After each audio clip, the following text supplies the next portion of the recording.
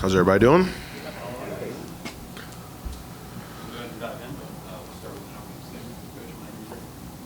Appreciate you guys being here.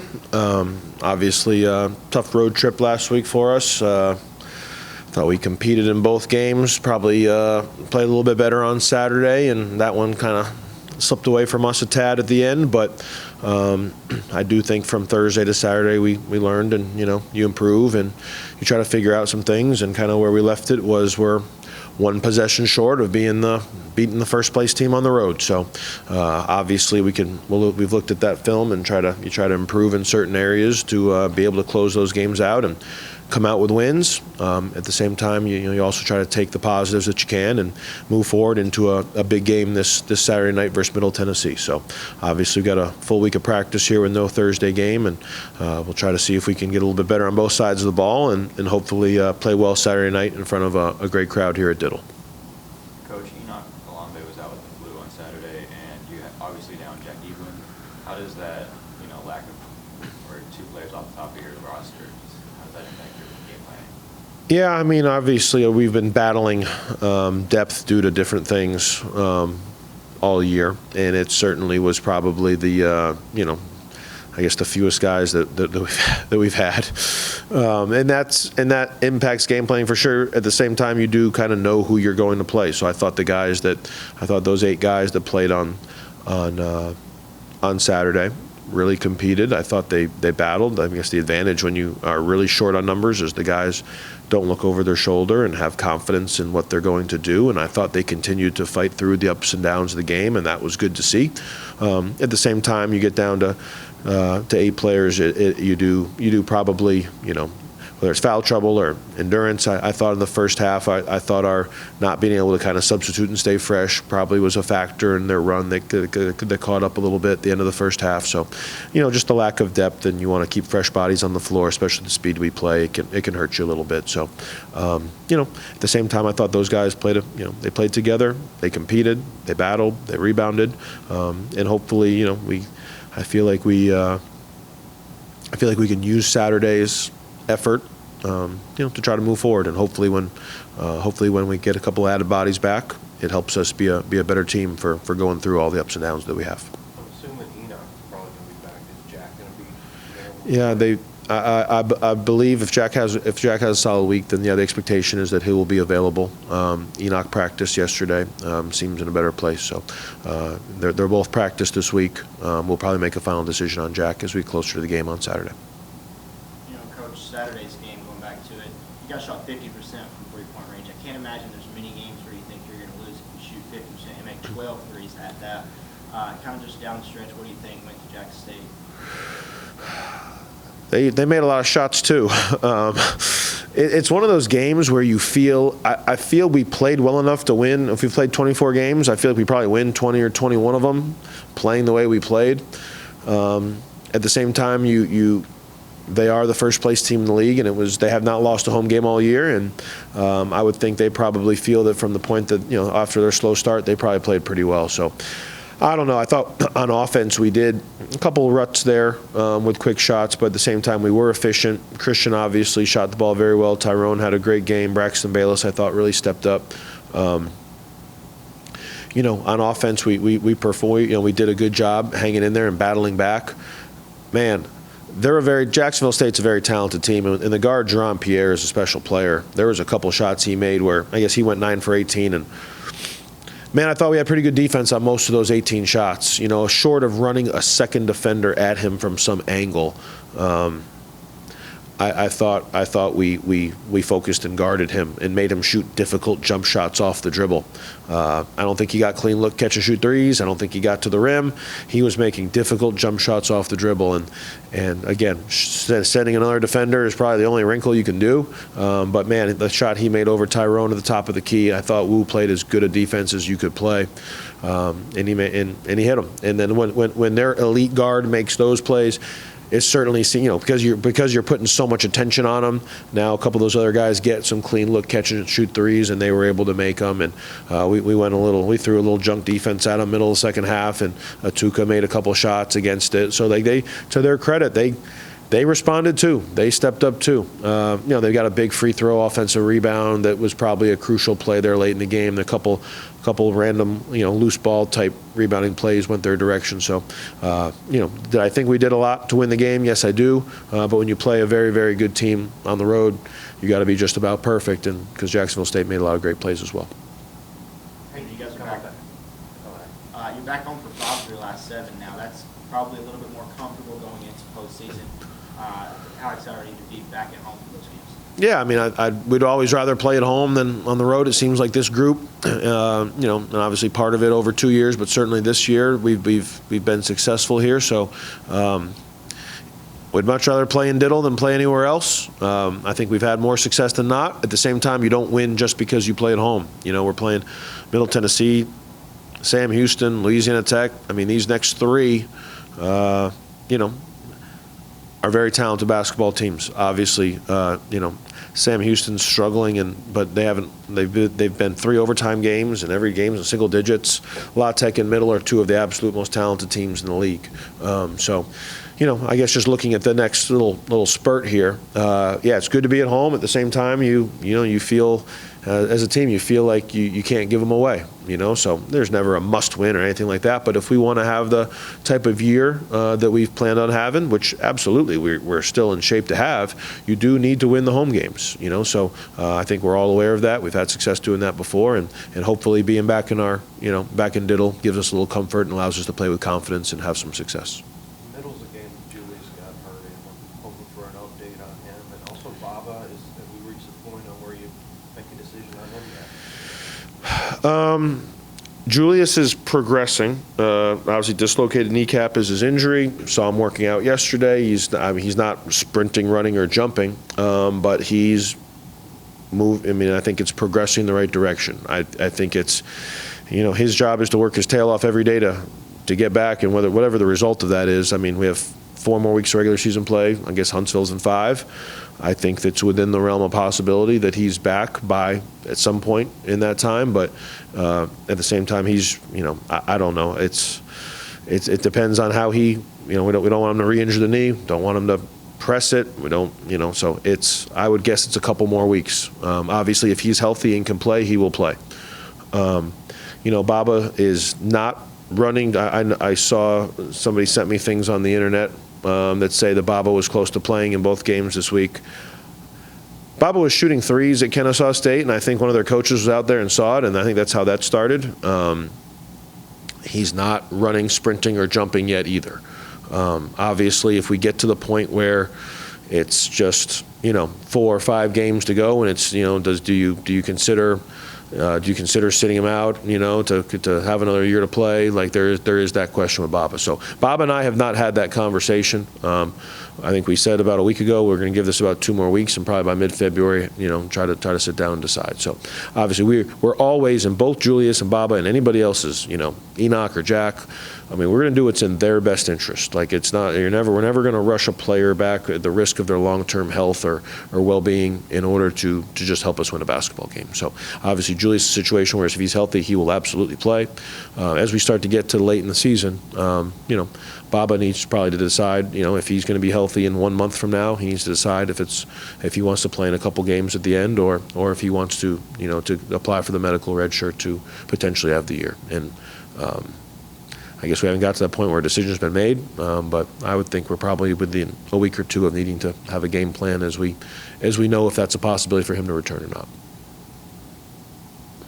The last game, Don was in the starting lineup again for the first time in a few games, and he kind of saw some struggles on offense. Do you think? He struggled because he started?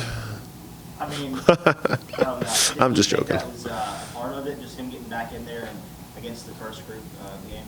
No, I don't think it's a part of it. I think he was going in the game about a minute and a half into all those other games, so I don't think he was really playing against another team's second group. So I think it was more just our team and getting us in a rhythm, and it had been working. I thought he played a solid basketball game. I know that he missed some shots. I think the starting or coming off the bench thing and long term and how that, I don't know. I think it's I think it gets overrated a little bit. It's more just trying to get our team into a flow. I thought our team got off to an absolutely fantastic start versus Jacksonville State. I mean, I don't know what it was, 37-18 or something. So, and he was in there for most of that. So I know that you look at the whole game and his, and obviously he didn't shoot the ball quite as well. Now, if he had made 2 more shots, maybe we wouldn't be having this conversation. But man, our team got off to a great start. So that to me is always the key. Like that, we wanted to get Don going, but we also won the 3 games when he came off the bench. Obviously, with being a little bit short on numbers, it changed up our dynamic, and we lost at Kennesaw and got off to a really bad start when Don was on the bench. So we're always at beginning of the games, middle of the games, end of the games.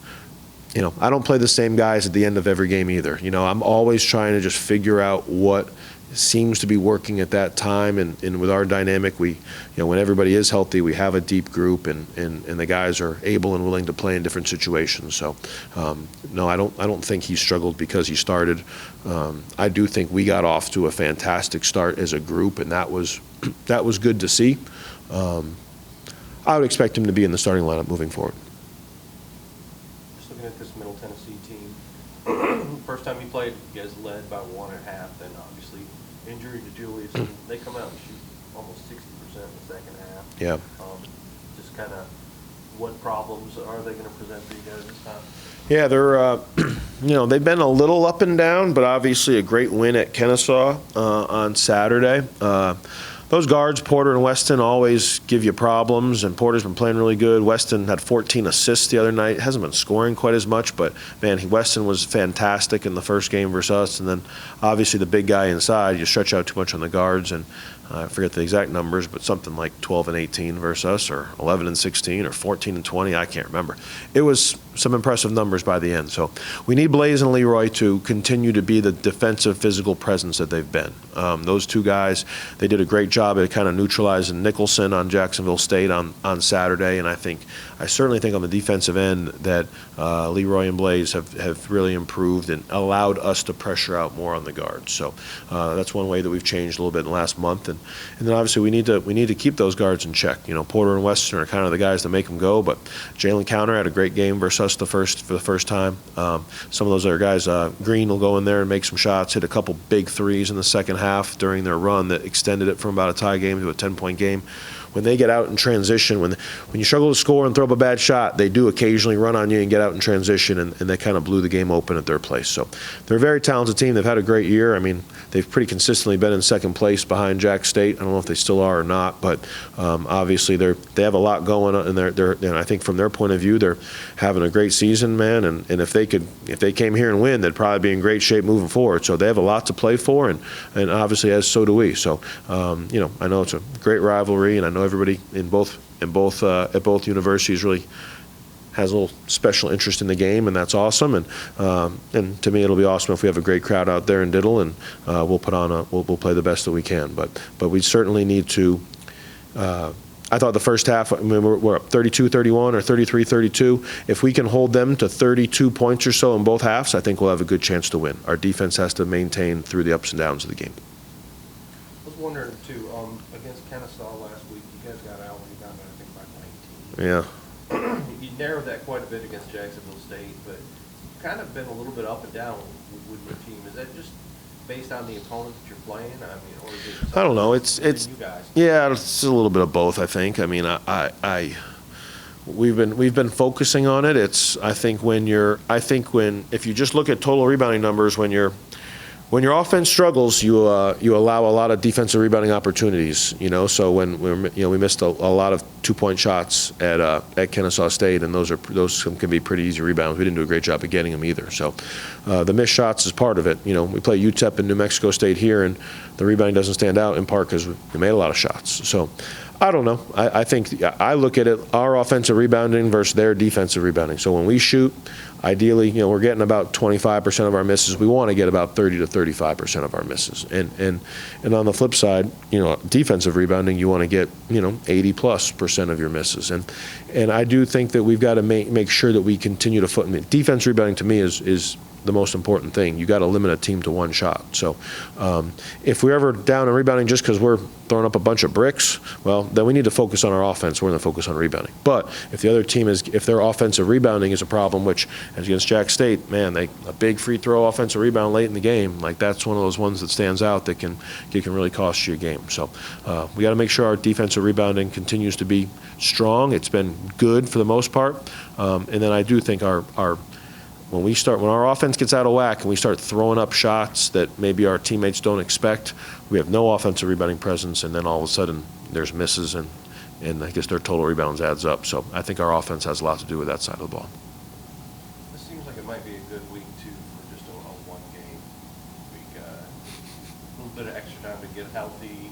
Yeah. Would you agree with that? Yeah, and after that trip too, I mean, that was a 4-day trip. It's funny though, it's the only full 4-day bus trip in our league. So when you travel that way, it actually sometimes, even though they're the two closest opponents, in some ways it seemed like the longest trip. So yeah, we're just regrouping, and obviously I think any time of this time of year, it's a long season, and the Thursday, Saturday, it can get you. I mean, it's just constant, and it's prep for Thursday, but then quick turnaround for Saturday, and you are mentally as sharp, and then Sunday you gather yourself. Like it's a 6-day mental and physical race every single week. So no doubt. Yesterday we did a little individual stuff and skill development stuff. We're going to practice today. We'll take off tomorrow, and then we'll practice Thursday, Friday, getting ready for Saturday's game. So hopefully, that routine's we're able to improve a little bit individually and team-wise, but also mentally and physically get fresh. And like I said, we need our absolute best effort on Saturday. So hopefully the week allows us to do that. Coach, Valentine's Day is Friday. Don't you think it's kind of ironic that you're hosting the biggest rival in the 100 Miles of Hate game on Saturday? 100 Miles of Hate, it's and when I tell people about 100 Miles of Hate, they say, man, that's a strong word. So yeah, so I guess we can love on the 14th and hate on the 15th, but I don't think there's I think the rivalry is and I've only been here 2 years, but it seems to me to be a very healthy rivalry. Like, it's very competitive. I know there's a lot of history and tradition. I hear people complain about where, they put our tickets and stuff like that. So, but if that's the worst thing, if that's the most hateful thing that happens, then so be it. So obviously I think both teams play with a lot of passion, and obviously, this will be the 5th game of the 2 years that I've been here, and I guess it's 2-2 going into this one. So I know every game is very competitive. I think when you play a somewhat local rival, it adds some excitement to the arena. I think it sounds like they had their best crowd of the year down there when we went, and I'm hoping we have the same here. So hopefully it just adds some excitement, and even though I guess hate's in the name, hopefully it just adds some excitement and energy, and gives everybody a cool Saturday night at the office. Yeah, speaking of routine too, you guys have been playing a lot of 2 o'clock Saturday games. This was 7 o'clock. Do you have any preference on day or night games? Not really.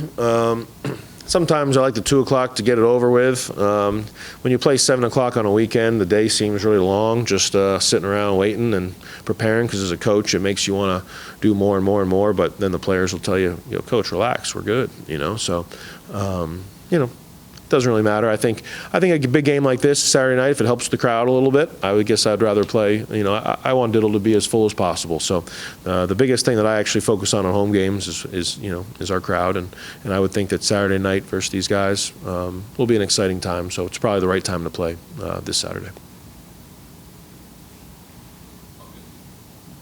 All right, thanks, guys.